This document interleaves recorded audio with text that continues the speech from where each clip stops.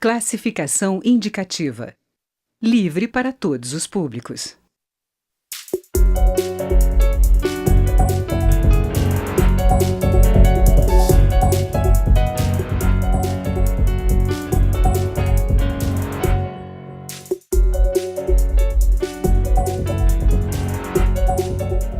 Olá!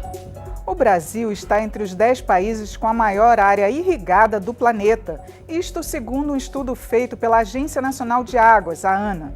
Mas, de acordo com o Atlas Irrigação, o uso da água na agricultura irrigada representa apenas 20% da área potencial para a atividade.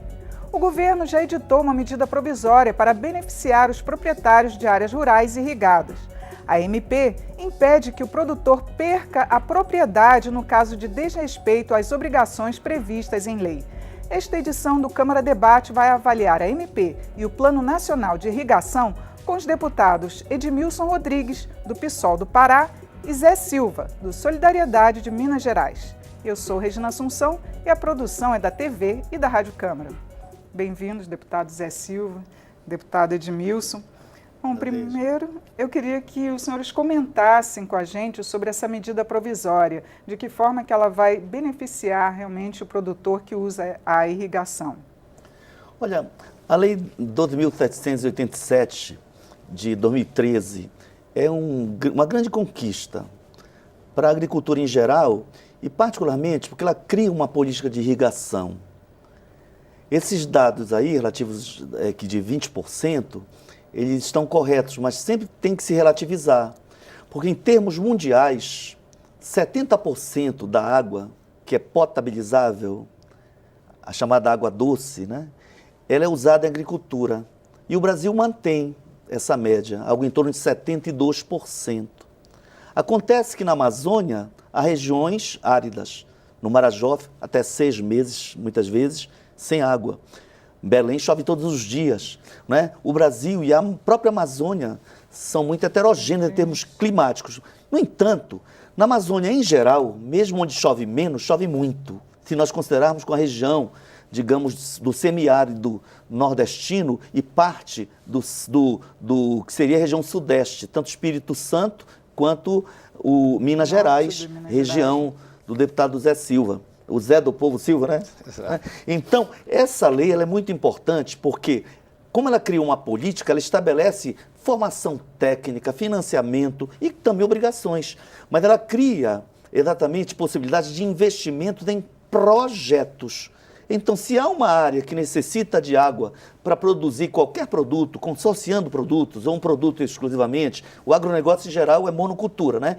Então, é possível criar determinadas barragens, sistemas de irrigação que atendam a coletividade em áreas, por exemplo, públicas, em que essas terras irrigadas, baseadas em projetos, ou seja, sistemas de engenharia, possam ajudar no desenvolvimento agrícola do país, né? Ou até mesmo agropecuário do país, né? Então, isso é possível. Então, há de se ter política de desenvolvimento para isso, há de se ter fonte de financiamento. Então, a briga dos mineiros para incluir vários municípios mineiros e do Espírito Santo também na área da Sudene, ela visava isso. Do semiárido. Ter recursos, quando esses recursos existirem, porque agora está zerado o FNE, né? O Fundo de Desenvolvimento do Nordeste, mas quando os recursos já forem abundantes, quando eles existirem, Sudã e Sudene, Centro-Oeste, que eles possam também ser aplicados na região pobre de Minas, que é muito próxima, poderia até criar, vão em tese, um novo estado com parte da Bahia, parte do Espírito Santo e parte de Minas, com uma certa homogeneidade climática de riqueza do solo, né, de maior ou menor de pluviosidade, índices pluviométricos muito parecidos. Então, até a produção essa, também, digamos, é a ideia de fazer projetos para, digamos assim, num país desigual em termos de irrigação natural, você diminuir a desigualdade, possibilitando, portanto, o desenvolvimento agrícola. Mas, quando há investimento público, há exigências. Você tem que cumprir normas nas terras públicas com investimento público. E o debate aqui é exatamente esse, porque tem 45 artigos a Lei Nacional de Irrigação, né, de 2013. A medida provisória, que é de número 824, ela cria apenas 2 incisos no artigo 38. Só que esses 2 incisos, eles, se não forem bem trabalhados, eles podem desobrigar o cumprimento da lei e gerar uma situação de incentivo a quem descumpra e continue tendo os benefícios do investimento público. Pois é, deputado, eu queria que o senhor explicasse isso, se tem condições de aperfeiçoar esse ponto da MP. Bom, primeiro é importante ressaltar que a irrigação, essa lei, a 12.787 de 2013, ela é uma grande conquista, ela foi debatida há muito tempo no Congresso Nacional. Eu ainda estava lá no campo como extensionista da Emater, estive como presidente da Emater de Minas, e tive a honra de chegar no Congresso, deputado Edmilson, e ter o artigo 14, que é da minha autoria, e o relator, deputado Paulo Pial, mineiro também, atual prefeito de Uberaba, também agrônomo, que prioriza a agricultura familiar nos projetos públicos. Até porque, para quem está nos ouvindo, nos assistindo, essa medida provisória, o que nós estamos tratando nesse momento aqui, são de projetos públicos, de terra pública, que o governo compra e faz, é chamado de perímetro irrigado. Aí tem a nossa Codevas, que é a Companhia Desenvolvendo o Vale do São Francisco, que ela é fantástica o seu trabalho feito pelo Brasil com os perímetros irrigados em Petrolina, Juazeiro, mas especialmente eu destacaria aqui o projeto Jaíba, no norte de Minas Gerais, que é o maior projeto de irrigação da América Latina, e lá são 100 mil hectares, e o projeto Gorotuba, que também é próximo ao projeto Jaíba, como tem outros perímetros irrigados, especialmente na região da Sudene, região do semiárido. Então, nós estamos tratando de terras públicas que foram cedidas, vendidas para esses agricultores, né? E é importante destacar as dificuldades, mesmo o deputado Edmilson falou nos momentos áureos, na década de 70, quando começou a Revolução Verde, que tiveram muitos recursos, mas mesmo com muitos recursos, faltaram muitas coisas do governo. Faltou, por exemplo, assistência técnica. O projeto Jaíba, com 1.862 agricultores familiares, onde cada um, você que está assistindo, recebe lá um tamanho equivalente a 5 campos de futebol, ele não tinha um agrônomo para levar assistência técnica. Sim. Foi quando, no ano de 2004, nós colocamos lá 30 extensionistas rurais, que são os agrônomos, técnicos agrícolas, agrimensores, como o deputado Edmilson, de profissão, e isso transforma essa região. Só que o desafio, e que trata a lei e trata a medida provisória, é que a água ela é paga. Então, é diferente, é como se você que tem na sua casa, você abre o registro para consumir para as atividades domésticas, lá é utilizada essa água para irrigação. Aí tem muitos fatores que influenciam. Um deles é a eficiência da irrigação.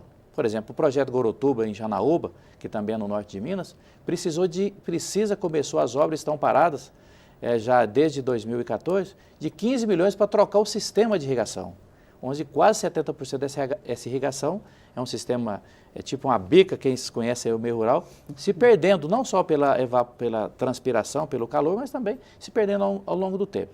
Então é fundamental nós termos com clareza que são projetos públicos e que, especialmente, eles todos são na região da Sudene, do semiárido, e o deputado me deu uma grande oportunidade, né, no meu projeto de lei, que já está também tramitando no Senado ou na Câmara dos Deputados, para incluir mais 82 municípios mineiros na área da Sudene, porque a Sudene é Superintendente Desenvolvendo o Nordeste. Eu tenho uma visão um pouco diferente, esse debate é importante aqui no Congresso Nacional, de que se tem pouco recurso, mas mesmo tendo pouco recurso, é preciso que os iguais sejam tratados igualmente. Eu não posso ter os iguais tratados de forma diferenciada. E o Vale do Jequitinhonha, no norte de Minas, parte do Vale do Mucuri, em Minas Gerais, tem as mesmas condições, eu vou falar um termo técnico, agora é dafoclimática. Você que está assistindo é quando eu pego a evapotranspiração. É quando eu vejo o sol, o vento, o calor, o solo, isso tudo junta e puxa água, né? E falta água. E então, por isso que essa medida provisória e tanto esses projetos de leis que eu citei da nossa autoria, e tenho certeza que vai ter o apoio aí quando vier para o plenário, já fica pedido o apoio aqui do deputado Edmilson Rodrigues, né? Agora, já fica pedido, viu, deputado? Eu respeito porque a situação de Samarco acabou dando discurso para os mineiros, mas esses municípios, a favor da aprovação da inclusão de novos municípios. Mas os da mais Samarco, 80, hein? tem os 82, porque é a região que já foi estudado ao longo do tempo, né? Faz parte. São municípios que precisam, por exemplo, em grande parte de drenagem, não é isso? Agora, De a irrigação. própria De irrigação. Agência Nacional de Águas, ela já diz que a maioria dos projetos de irrigação estão no Sudeste. Com essa medida provisória, será que eles vão ser utilizados no Norte, no Nordeste também? Não, na verdade, me perdoe, mas na verdade, a maioria dos projetos públicos estão no Nordeste. No Nordeste, Agora, a área maior, porque irrigação. o projeto Jaíba, que é no norte de Minas Gerais, na divisa com a Bahia ali, ele é grande, ele tem 100 mil hectares. E lá, Edmilson, lá tem 2 tipos de produtores. Tem o produtor que não é da agricultura familiar, que são áreas, eles chamam de empresariais, que é de 50 até, parece 400 hectares, que numa licitação pública eles se habilitam e tem que cumprir. E tem os da agricultura familiar, que é quase 2 mil, que são 5 hectares, que ele recebe a irrigação pronta e a sua residência. São muito pequenos, me permite o diálogo? Sim. Eu vou pedir só um minutinho, porque a gente vai fazer um pequeno intervalo e o programa volta já.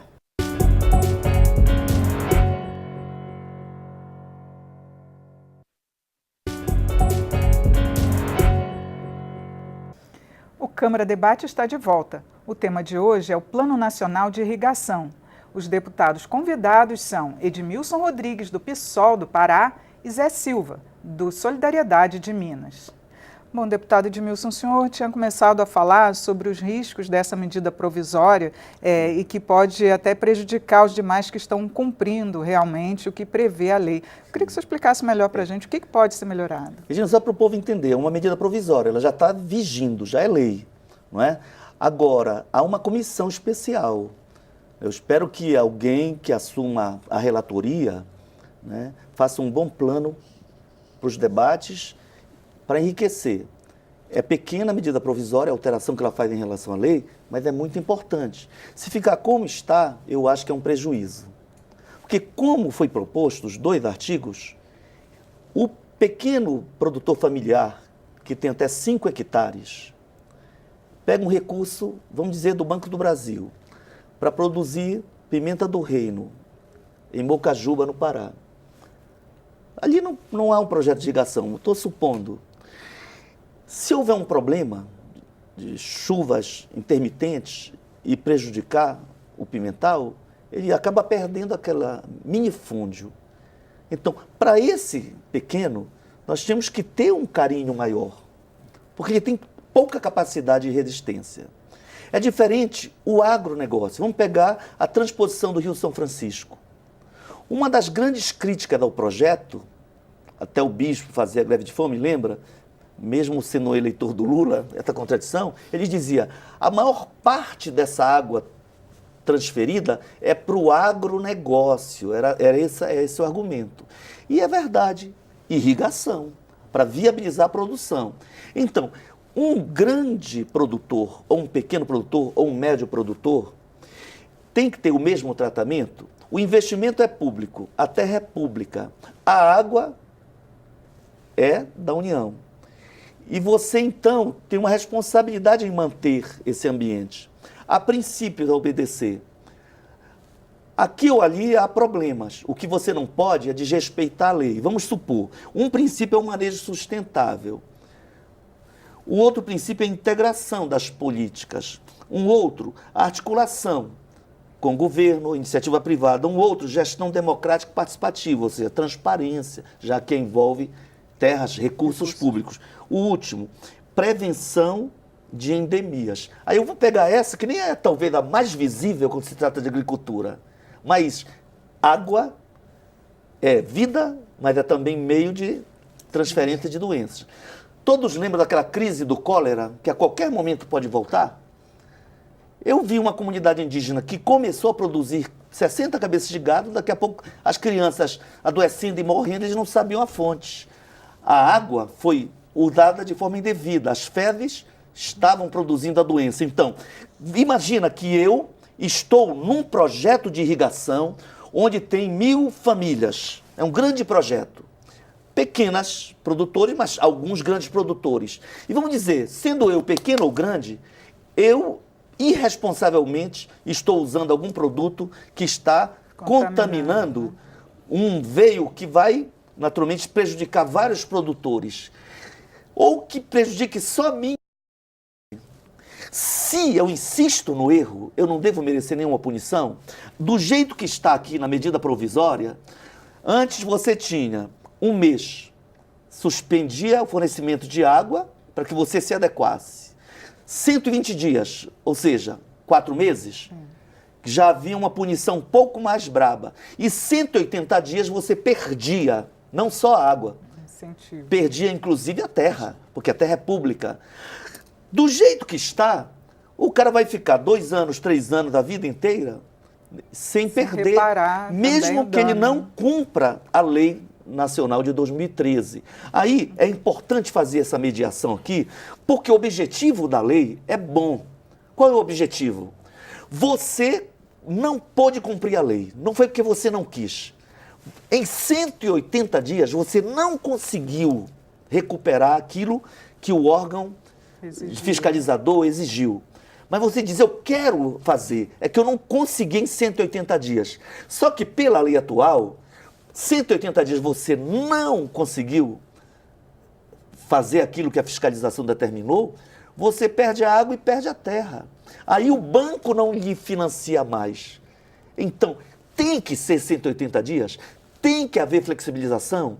E quando houver flexibilização, qual é o tratamento que se dá a quem não cumpriu porque não pôde e quem não cumpriu a lei de forma intencional? Então, esses são um pouco os desafios. Bom, eu acho é o seguinte, um ponto eu acho que tem que ficar pacífico, né? Na verdade, a medida provisória é para aperfeiçoar a lei. Um ponto de aperfeiçoamento, e que o deputado tem razão, precisa ser debatido e chegar num ponto que seja o mais adequado possível, é que a medida provisória é exatamente para não perder a propriedade.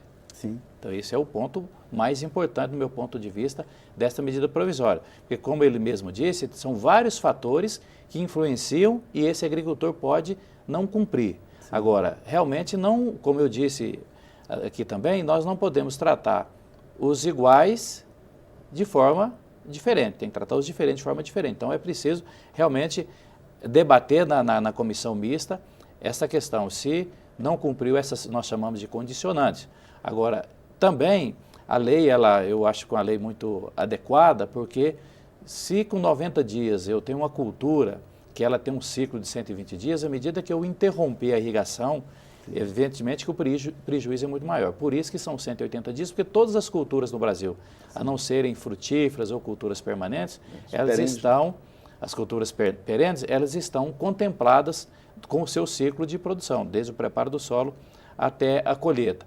Então, eu acho que o momento realmente é importante e eu gostaria de ressaltar também aqui, eu falei um pouco desse tema, é um tema que inclusive me trouxe para o Congresso Nacional, é relativo à assistência técnica e extensão rural. Perfeito. Não tem perspectiva de sucesso de nenhum empreendimento rural, e isso está comprovado, inclusive no Censo de 2006, quando ele estudou todas as propriedades brasileiras, de que aquela propriedade que eu tenho assistência técnica, comparada com a que eu não tenho, eu aumento, eu saio com o valor bruto da produção por hectare, não de sequeiro, não precisa nem ser de irrigado, de R$ 369 por hectare ano para R$ 2.369. Então, aumento basicamente é quase 6 vezes o valor quando eu tenho assistência técnica. Então, é um ponto que eu estarei nesta comissão mista propondo esse aperfeiçoamento. Falou o agrônomo da Emater, né? Outro ponto que ele é fundamental. O Brasil, ele se espelhou no sistema de gestão das águas, no modelo francês, onde a comunidade participa, os governos participam através dos comitês de bacia. Então, nesta lei, a lei que é o marco regulatório da irrigação no Brasil, ele precisa, e é a oportunidade nossa, aqui, Edmilson, de colocarmos um pouco mais esse sistema de gestão, que inclusive foi debatido no Fórum Mundial das Águas, na semana em que nós lançamos aqui uma frente parlamentar de revitalização dos rios brasileiros, porque, como você disse, não adianta fazer a transposição do Velho Chico, do Rio São Francisco, se eu não tenho água. Então, eu preciso primeiro cuidar dos rios, né? Perfeito. Então, nesse momento, esta medida provisória é fundamental, aperfeiçoarmos para tratar os agricultores diferentemente com o seu porte e também podemos classificar, inclusive, por culturas. Porque tem um tal do K1, K2 que eles cobram dos agricultores, que a Codevasf nunca me convenceu dessa cobrança. Então, a água é cara para quem paga. E é cara porque ela é vida também, né? Deputados, eu queria, assim, a gente já está quase terminando, que vocês comentassem o uso da água. Sim. Porque, assim como a agricultura tem esse consumo muito maior do que o consumo humano, que garantias que pode ter, Bom, isso foi acho que muito eu já posso até encerrar, discutido, né, no parte. fórum sobre Sim. o consumo humano e o consumo para a agricultura. Há alguns mitos em relação à água. Eu sou extremamente pragmático. Eu diria que eu não sou tanta sabençador de meio de estudar, tenho só graduação e especialização, mas a água, ela quando esse sistema de gestão das águas, com comitês de bacia, começando do rio pequeno até chegar no oceano, né, existe primeiro, para qualquer atividade agrícola ou atividade urbana, tem que ter uma outorga. Significa que o poder público autoriza você a utilizar. Essa autorização, ela já define uma quantidade para o consumo humano e para dessedentação, para o consumo animal. A partir daí é que se pode ou não utilizar essa água. Então, é preciso cumprir essa lei. Cumprindo essa lei, aí evidentemente que quanto mais o Brasil puder desenvolver para garantir segurança alimentar de forma sustentável a tecnologia da irrigação, tem países como Israel que não chove, aliás, e utiliza e produz alimentos com alta qualidade. Então, eu defendo que a irrigação, ela não é o problema é 50% da água utilizado nas cidades brasileiras não tem tratamento, os 50% que tem tratamento, só a metade que é adequado, então, ou seja, como 10% só do esgoto brasileiro recebe tratamento. E aí, Edmilson, a Organização Mundial da Saúde tem outra informação importante que nós podemos agregar aqui em relação ao uso da água. 70% das doenças no mundo são veiculadas pela água através do esgoto urbano.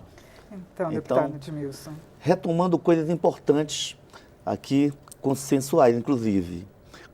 Quando o Zé Silva fala da assistência, há órgãos, e ele, inclusive, é funcionário da Emater, né, em Minas, que são estaduais, mas há um sistema nacional. Mas, claro, que um grande produtor, ele tem os seus agrônomos veterinários. O grande problema é o pequeno produtor, daí a importância da assistência técnica.